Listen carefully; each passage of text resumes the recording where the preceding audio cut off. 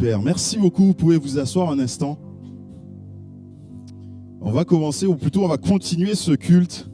Et je voudrais commencer en vous racontant une histoire, en particulier pour vous les enfants. Je vais vous raconter l'histoire d'un petit nuage. Est-ce que vous avez déjà vu un nuage? Oui, tout le monde a déjà vu un nuage. Mais ce nuage-là était un nuage un peu particulier. C'était un tout petit nuage. Et ce nuage, il était au-dessus de l'océan. Il aimait rester au-dessus de l'océan. Il aimait, il appréciait ça. Vous savez pourquoi? Parce qu'il trouvait l'océan génial. C'était trop beau de voir les baleines qui sautaient, qui retombaient. Et qui des fois jetaient comme ça un jet d'eau énorme qui pouvait presque le toucher. Il aimait voir les tortues qui nagent. Et même les requins, qui des fois se nourrissaient d'autres poissons. Il était content ce nuage.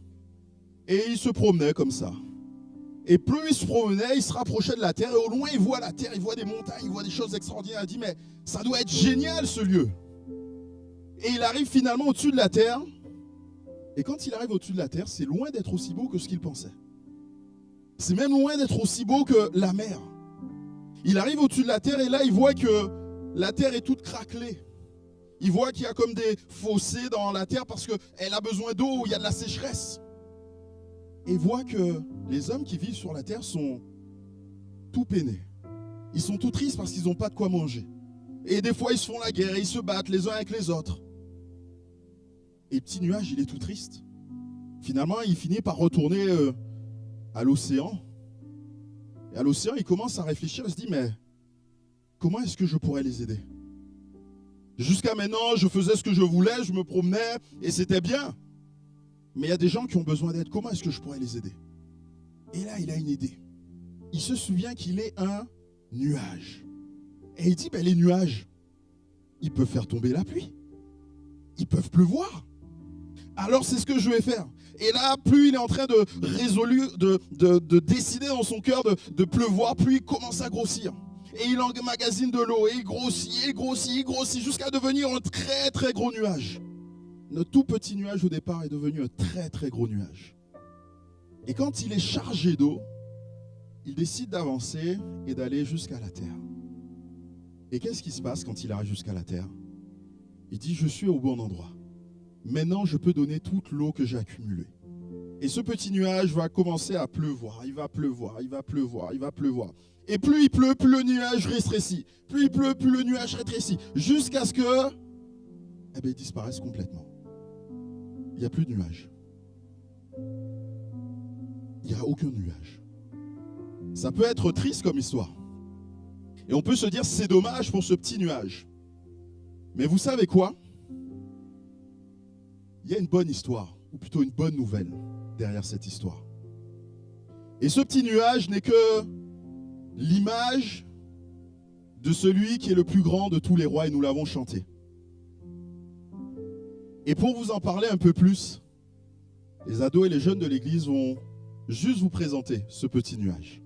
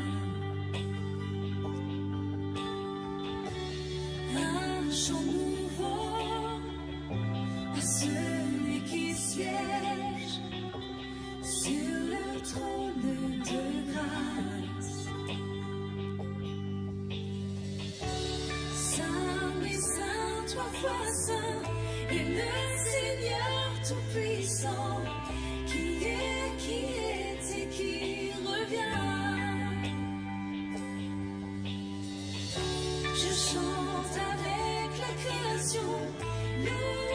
louange au roi des rois.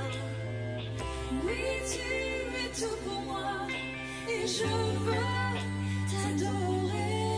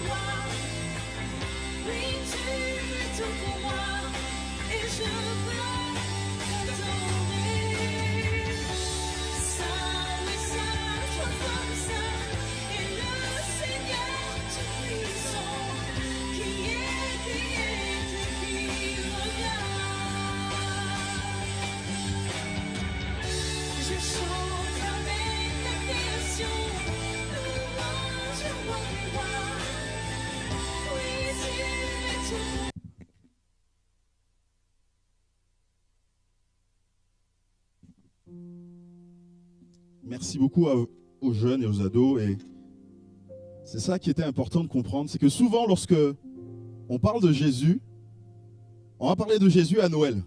Et on va se souvenir de Jésus, de ce petit enfant qui est dans la crèche. Vous savez, au début, là, avec Marie, l'âne et tout ça, on va s'en souvenir.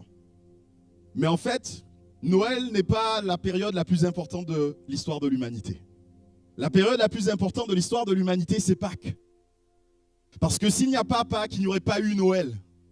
Noël existe parce que Jésus est venu pour accomplir quelque chose.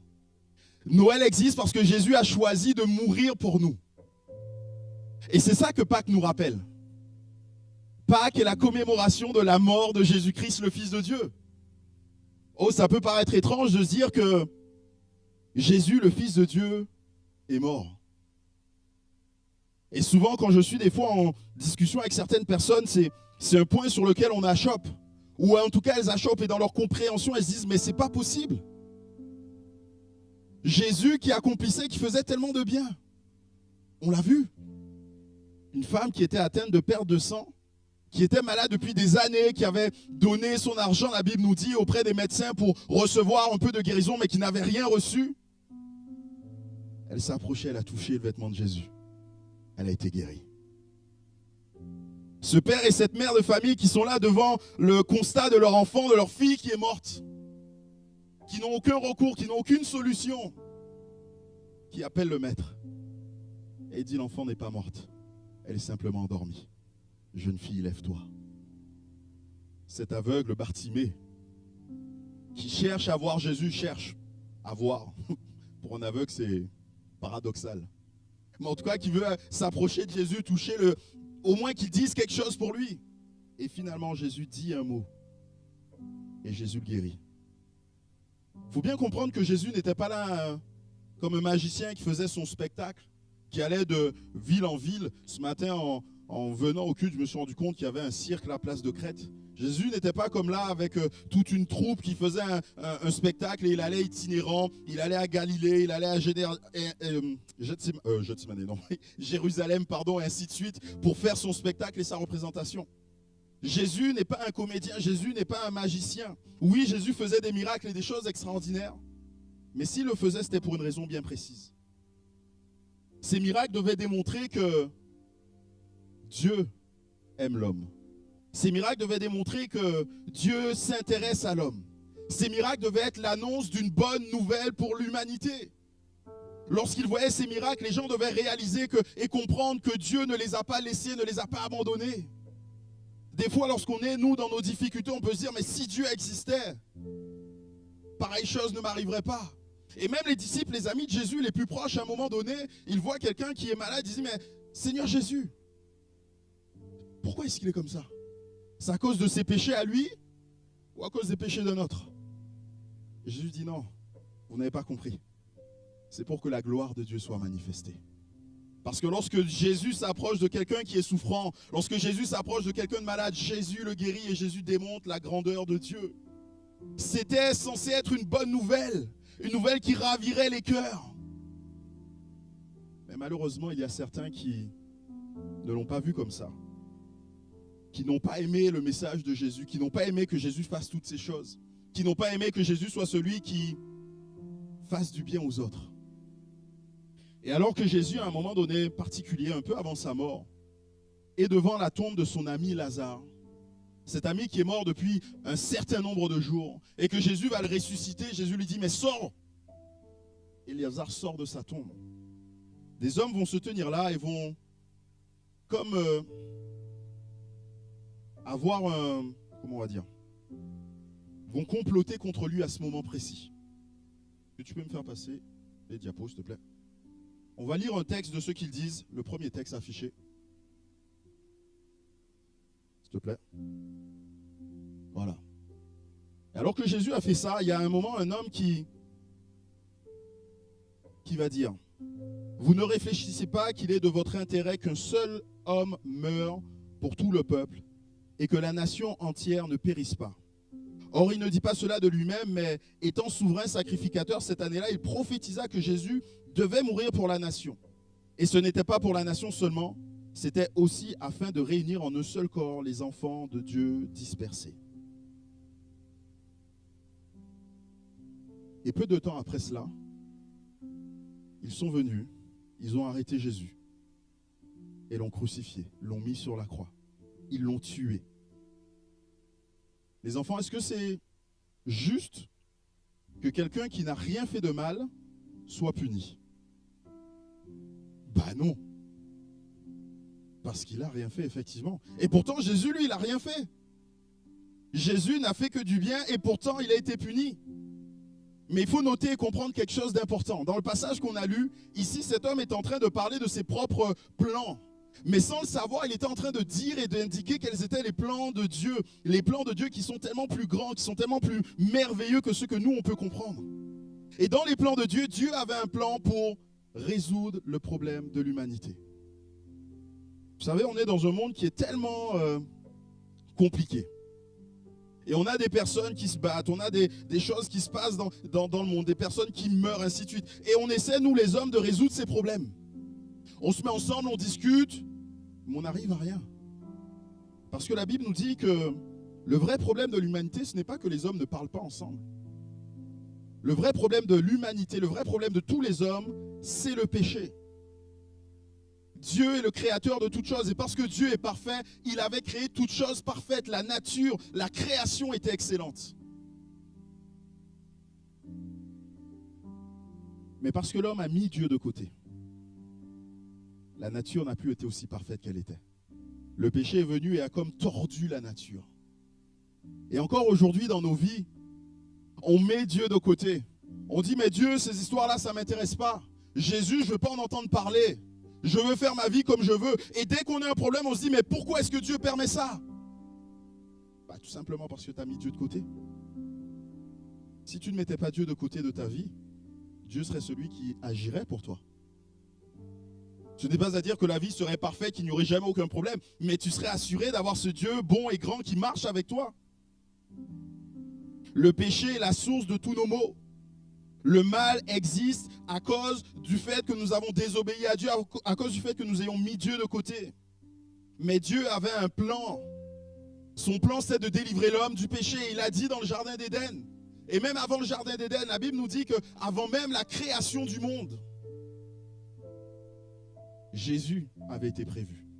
Vous savez que ce n'est pas par des choses périssables, par de l'argent ou de l'or que vous avez été rachetés, de la vieille manière de vivre que vous avez hérité de vos pères, mais par le sang précieux de Jésus comme d'un agneau sans défaut et sans tache, prédestiné avant même la fondation du monde.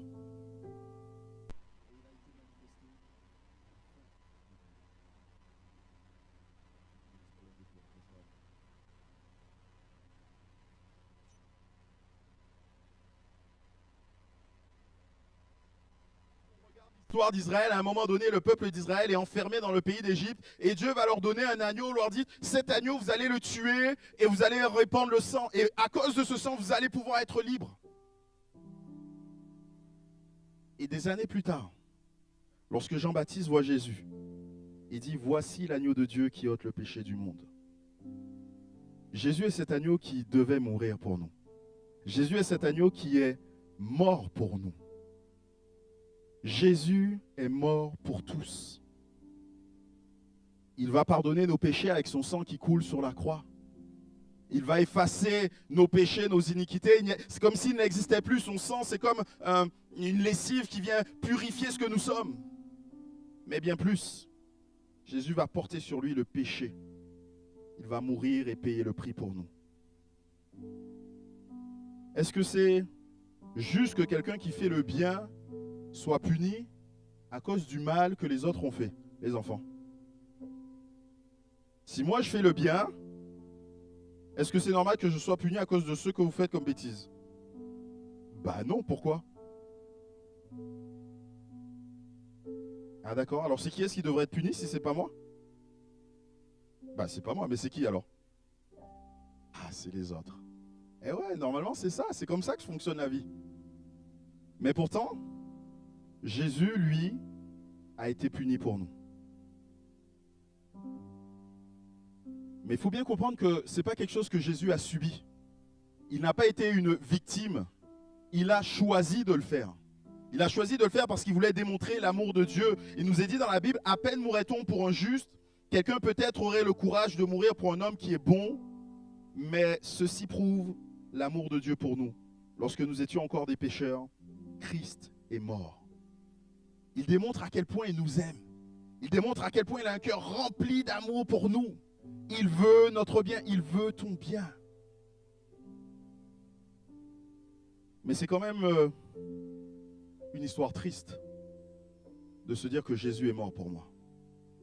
Vous savez, quand Jésus est mort, il nous a dit que ses amis les plus proches, ceux qui avaient passé 3 ans avec lui, ceux qui l'aimaient, ceux qui le connaissaient, étaient tristes. Eux aussi, lorsqu'ils ont réalisé, lorsqu'ils ont compris la mort de Jésus, ils se sont dit, mais pourquoi est-ce que cela est arrivé? Mais il faut nous souvenir que si Jésus est mort, il est aussi ressuscité. L'histoire n'est pas une histoire triste, mais l'histoire est une histoire joyeuse. L'histoire est une histoire qui nous amène à avoir de l'espérance, qui nous amène à avoir le cœur rempli de joie parce que Jésus-Christ n'est pas resté dans le tombeau. La Bible nous dit que 3 jours après sa mort, il est ressuscité. Est-ce que vous savez pourquoi la résurrection de Jésus est importante? Les enfants, on va commencer par vous. Est-ce que vous savez pourquoi la résurrection de Jésus est importante? Non, personne ne sait? Ouais. Ça symbolise la victoire de Dieu sur la mort, ouais. Un autre enfant ou même un grand enfant, est-ce que vous pouvez me dire pourquoi la résurrection de Jésus est importante? Ah, les grands enfants non plus ne savent pas? Oui. Parce qu'il a vaincu le prince de la mort, donc ça rejoint ce qui a été dit, effectivement.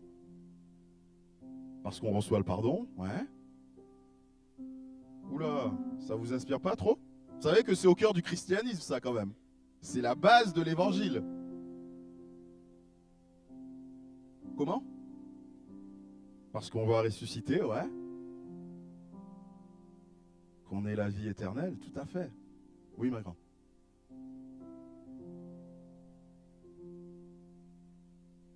Pour préparer un chemin pour nous, effectivement, la Bible nous le dit. C'est Jésus qui le dit, je m'en vais vous préparer une place. Il y a tellement de choses que la résurrection de Jésus nous apporte. C'est des choses que nous devons comprendre, que nous devons réaliser pour vivre pleinement ce qu'il a accompli. Le fait que Jésus soit ressuscité des morts nous dit que la mort n'est pas la fin. Pour nous, lorsqu'on est face à la mort, on est face à la fin. On sait que la personne qui est là devant nous et qui est décédée, qui est morte, on ne la reverra plus. C'est la fin. On s'arrête là. Mais Jésus, lui, il est mort et il est ressuscité. Et même après, à un moment donné, dans le livre de l'Apocalypse, il dit « Je tiens les clés du séjour de la mort et de la mort. » Et j'aime à le dire, mais quand on a les clés de quelque chose, c'est-à-dire qu'on rentre et qu'on sort comme on veut. Et qu'on fait rentrer et sortir qui on veut aussi. Et c'est exactement ce que ça veut nous dire. Dieu, Jésus est en train de nous dire qu'il y a une bonne nouvelle pour nous. La mort n'est pas la fin. Je veux vous donner autre chose. Je veux vous donner la vie éternelle. C'est comme ça que Jésus parlait de cette vie qu'il veut nous donner. La vie éternelle, c'est une vie qui dure. C'est-à-dire qu'elle commence à un moment donné, mais elle ne va jamais s'arrêter. Et elle va continuer et continuer et continuer pendant l'éternité. Waouh! C'est extraordinaire cette vie. Mais ce n'est pas tout. Il nous dit aussi qu'il va nous donner une vie avec une intensité telle que même la mort physique n'a aucun poids sur elle. C'est là ce qui est important, c'est que la vie de Jésus en nous donne d'être en communion avec Dieu. Te donne d'être en communion avec Dieu. La mort de Jésus signifie aussi que Jésus est fort. Jésus est super fort. Pour vaincre la mort, il faut forcément quelqu'un qui soit très fort. Et Jésus est très fort. Et il veut nous montrer tout simplement qu'il va nous accompagner. C'est quelque chose à célébrer de savoir, je le disais tout à l'heure, que le Dieu qui est capable de vaincre la mort marche avec moi, est à mes côtés. Il a dit, je suis avec vous tous les jours jusqu'à la fin du monde. Jusqu'à la fin du monde. Ça veut dire quoi? Ça veut dire que lorsque tu as dans ta vie un problème, et même un problème qui peut être grave, où ta vie même est en jeu, tu dois te poser la question, est-ce que je suis à la fin du monde? Non? Alors Jésus est encore avec moi. Et si Jésus est encore avec moi, il peut et il va faire quelque chose pour moi. Même si tu serais face à quelque chose qui t'effraie, est-ce que je suis à la fin du monde? Non? Alors Jésus, je veux me tourner vers toi. Je veux m'attendre à toi. Je veux vivre ce que tu as pour moi. Quel soulagement de savoir que Jésus marche à nos côtés. Je vous l'ai dit tout à l'heure en commençant, cette histoire du petit nuage, on pourrait la comparer à la vie de Jésus. Oui, du ciel, Jésus a regardé le monde. Et il a vu toute la peine, toute la tristesse, toute la souffrance qu'il y avait sur ce monde. Il a vu que les hommes ne vivaient pas bien, que les hommes étaient comme dans un temps de canicule. J'en parlais hier avec les ados qui avaient ce temps de réchauffement et qu'ils avaient besoin de rafraîchissement. Alors que va faire Dieu? Que va faire Jésus? Il va choisir de quitter le ciel et de venir sur la terre. De se donner tout entièrement aux hommes. De faire ces temps de rafraîchissement. Et de disparaître. De mourir. Mais ce n'est pas la fin de l'histoire. Parce que Jésus est ressuscité. Il y a aussi une fin à cette histoire des petits nuages. Nuage qui a plu sur la terre, qui était craquelée. La terre a enfin bu de l'eau. La terre a enfin été abreuvée alors qu'elle était sèche. Et cette terre a pu commencer à apporter du fruit.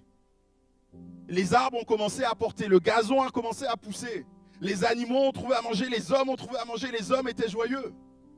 Avec la pluie, les rivières ont grossi et même des fois elles ont débordé et elles ont comme fertilisé les terres qui étaient autour pour apporter encore plus de nutriments à la terre. Et même, extraordinaire, les rivières, elles ont continué à couler jusqu'à arriver dans la mer. Et une fois qu'elles étaient dans la mer, le soleil, Dieu, a chauffé. Et de nombreux petits nuages se sont élevés à leur tour. Et c'est exactement ce que Jésus est venu faire.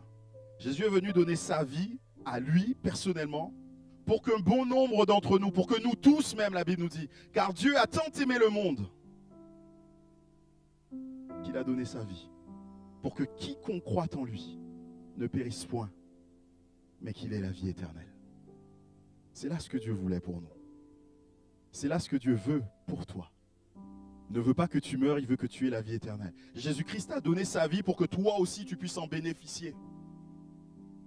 Pour que toi aussi tu puisses vivre ce temps de rafraîchissement qu'il a pour toi. Il veut te donner la vie. Et les enfants, pour que vous reteniez bien tout ce qu'on a vu et tout ce que j'ai pu dire, j'ai dit beaucoup de choses, j'en suis conscient. On va juste faire une petite expérience, vous et moi. Dieu a créé l'homme parfait. Vous voyez cette eau? Il n'y a rien à dire. Elle est bien. Mais le problème, c'est que l'homme a goûté au péché.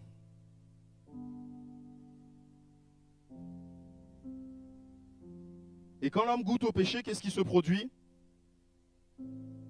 Il se salit. Il devient impur. Il devient sale. La Bible nous dit que Jésus est venu comme un homme. Il a vécu sur cette terre comme nous, comme vous et moi, qu'il a été tenté en plein de choses. Il y a eu le péché qui est venu, et le péché s'est répandu dans sa vie. Et que s'est-il passé?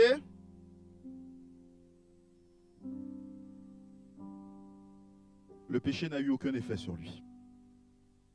Mais qu'est-ce que veut Jésus? Il veut se déverser dans ta vie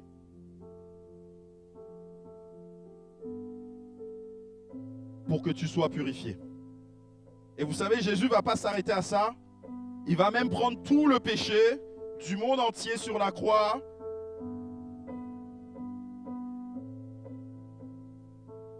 pour que le péché ne soit plus un problème pour l'humanité.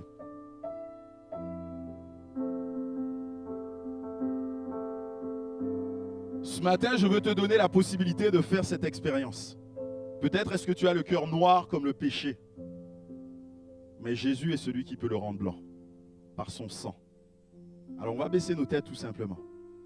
Et je voudrais prier pour toi. Que tu sois jeune ou moins jeune,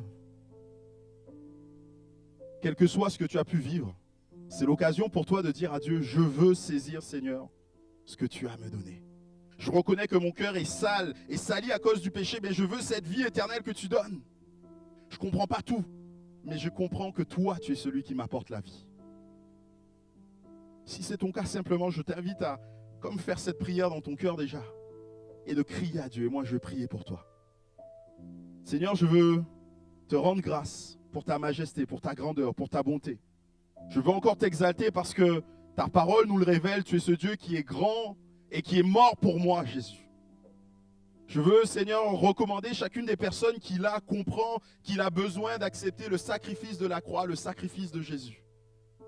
Je veux là, Seigneur, prier pour chacune des personnes qui présentement réalisent que leur cœur est sale, que leur cœur est plein de péché et qu'elles ont besoin de ton aide, de ta grâce, de ta main qui est tendue, Seigneur. Je veux encore, Seigneur, te demander de les guérir, de les bénir, de les sauver. Et tu vois peut-être celles qui sont dans des difficultés à cause de ce qu'elles vivent. Même des personnes malades. Quelle grâce pour nous de savoir que tu es ressuscité. Et parce que tu es ressuscité, cela veut dire que tu es encore capable de faire ce que tu faisais, Seigneur. Et ceux qui sont malades peuvent s'approcher de toi et s'attendre à ce que tu les guérisses. Je prie pour que tu étendes ta main et que tu y guérisses. Que tu fasses du bien, Seigneur. Sois glorifié, mon Père et mon Roi. Amen. Jésus. Et les enfants? Et les moins... et les plus grands? Je vous laisse toujours un verset. Et cette fois, c'est ce verset que j'ai choisi, un verset qui est bien connu, qu'on trouve dans le livre d'Ésaïe, au chapitre 53. Et ce chapitre nous explique ce que Jésus allait faire. Et des années avant que Jésus arrive, il vient démontrer que Dieu avait pensé à nous et nous sauver. Et nous le voyons dans ce verset. Ésaïe 53 au verset 5 nous dit, mais il était blessé à cause de nos fautes. Il était écrasé à cause de nos péchés. Vous voyez bien, hein? À cause de nos fautes, à cause de nos péchés. Et chacun, on pourrait dire, il était blessé à cause de ma faute et à cause de mon péché. La punition qui me donne la paix est tombée sur lui. Et c'est par ses blessures que je suis guéri. C'est par ses blessures que je suis guéri. Et je le disais tout à l'heure dans ma prière, l'une des choses et des assurances que nous avons parce que Jésus est ressuscité, c'est qu'il est encore capable d'agir comme il le faisait sur cette terre. Et peut-être êtes-vous malade et je voudrais finir comme cela en priant pour ceux qui sont malades. On va simplement demander à Dieu d'étendre sa main sur votre corps. C'est ce que Jésus faisait. Jésus, il touchait les gens et les gens étaient guéris. Vous me direz, mais comment est-ce que c'est possible? C'est possible simplement parce que Dieu est tout puissant. Et même des fois, il suffisait qu'il dise un mot et la personne était guérie. Alors si tu es malade, je t'invitais en signe de foi à te lever là où tu es. Et je voudrais prier pour toi, demander à Dieu de te guérir. Et nous, avec l'Église, on va continuer à prier. On veut s'attendre à ce que Dieu bénisse chacune de ces personnes, de ces bien-aimés qui se lèvent. On prie ensemble. Seigneur, tu vois les personnes malades et je veux te remercier parce que tu restes encore le Dieu tout-puissant qui guérit. Tu es le Dieu, Seigneur, qui n'a pas changé. Tu restes le même hier, aujourd'hui et éternellement. Je veux te prier pour ces bien-aimés là où ils ont un mal, une difficulté, peut-être, Seigneur, un organe qui ne fonctionne plus, une articulation endolorie, que sais-je, Seigneur. Tu es celui qui est capable d'étendre ta main et de bénir. Même si la médecine, Seigneur, n'a pas de solution, nous savons que toi, tu es le Dieu tout-puissant. Parce que la médecine n'est pas capable de vaincre la mort, mais toi, tu l'as vaincu. Alors nous voulons placer en toi notre confiance et je prie, Seigneur, pour chacun de mes bien-aimés. Et je te demande, Seigneur, de les guérir. Je te demande, Seigneur, d'étendre ta main sur eux. Sois glorifié, exalté encore en tout temps, Jésus, mon roi. Amen.